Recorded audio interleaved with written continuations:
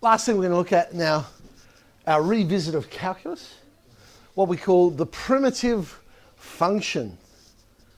So if you remember with calculus, we started off by trying to solve a problem, and that problem was how do we find the equation of a tangent to a curve.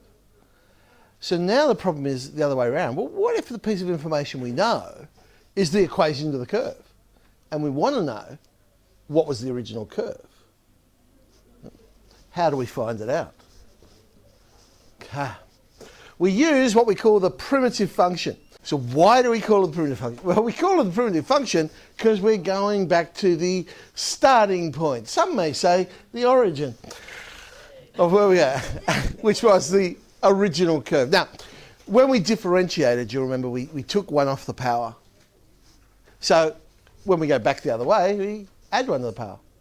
You'll also remember we multiplied by the original power. So here we're dividing by, well, the primitive power. So it was the original one. So whatever the new power is. So add one to the power over that new power. But of course we have to add a constant. Because you remember, whenever we differentiated a constant value, we got 0. So how do we know there wasn't a constant number there? Without extra information, like a point that it goes through or something like that, we don't know. So we always put plus some constant value. All right. So if I know the derivative is 3x to the power of 4, my primitive function, 3x to the 5 over 5, plus, of course, a constant. You can do it with more than one term. You just do each bit individually. 6x cubed, add 1 to the power over the power. We get 6x to the 4 over 4. 5x squared, 5x cubed over 3. X squared over 2. 2x, well, over 1, but we don't normally write that.